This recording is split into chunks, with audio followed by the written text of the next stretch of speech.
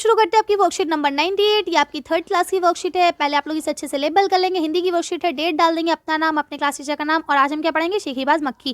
ठीक है, पुनरावृत्ति का मतलब होता है रिवाइज करना। ठीक, तब क्या लिखा है, प्यारे बच्चों आपने पाठ शेखीबाज मक्खी अच्छे से पढ़ा और इस पाठ से बहुत कुछ सीखा भी। ठीक है, तो आइए अब आगे बढ़ने से पहले इस पाठ को एक बार दोहरा लेते हैं, यानी कहीं ऐसा तो नहीं कि आप कुछ भूल गए हैं, एक बार इसे हम लोग रिवाइज कर लेते हैं। अब यहाँ क्या लिखा है देखिए, दिए गए शब्द के वचन, यानी ये एक है या अनेक है, पहचानिए और सही जगह पर लिखिए। एक वचन और बहुवचन। ठीक, अब क्या है, नदी, तो नदी क्या होती है, एक वचन, तो यहाँ आ जाएगी। मिठाइयाँ, मिठाइयाँ क्या होती है, बहुवचन, यहाँ आ जाएंगे।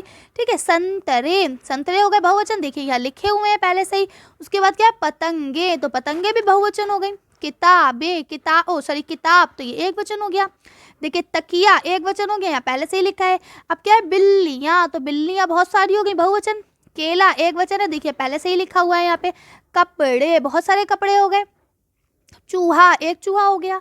ठीक है, जूते, बहुत सारे जूते हो गए, देखिए पहले से ही लिखे हुए हैं। और पेड़, यानी बहुत सा एक पेड़। ठीक, चलिए अब एक काम करते हैं हम लोग, आंसर शीट में इसका आंसर देखते हैं फटाफट। देखिए, एक वचन किसे कहा जाता है, जो सिर्फ एक हो, है, और बहुवचन क्या किसे कहा जाता है, जो एक से ज्यादा हो। ठीक, तो चलिए इसका आंसर हम लोग देखते हैं आंसर शीट पे फटाफट। अब देखिए, जैसे कि आपने यहाँ से लिख लिया, नदी, चूहा, किताब, पेड़, चार आपके हो गए नदी।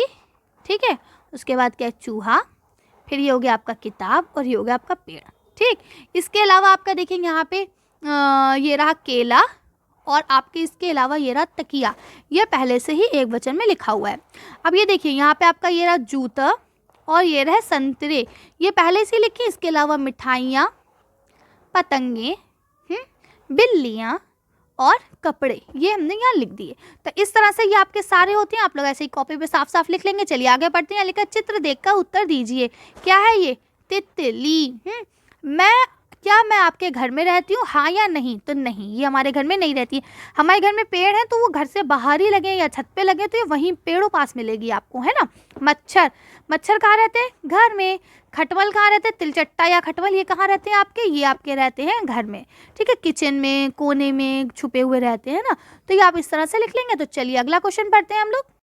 अब आपका देखेंगे यहाँ पहला एक क्वेश्चन दिया गया है कि नीचे लिखे वाक्यों में से संज्ञा, संज्ञा शब्द किसे कहा जाता है, यानी किसी चीज का नाम। यहाँ देखिए, व्यक्ति, प्राणी, वस्तु, स्थान या भाव के नाम बताने वाले शब्द को क्या कहा जाता है, संज्ञा कहा जाता है।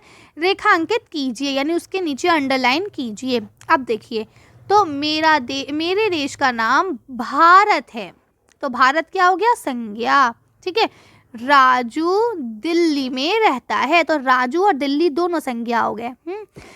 ये मेरी किताब है, किताब क्या हो गया, संज्ञा। मुझे जोकर, ठीक है, पर हंसी आ रही है, तो जोकर जो है ये क्या होगा, आपका संज्ञा। तो इस तरह से आप लोग लिख लेंगे संज्ञा शब्द। अब यहाँ लिखा है, बच्चों क्या आपको पता है, यहाँ क्या लिखा है, देखिए, राष्ट्रीय एकता दिवस। राष्ट्रीय एकता दिवस प्रतिवर्ष यानी हर साल 31 अक्टूबर को मनाया जाता है।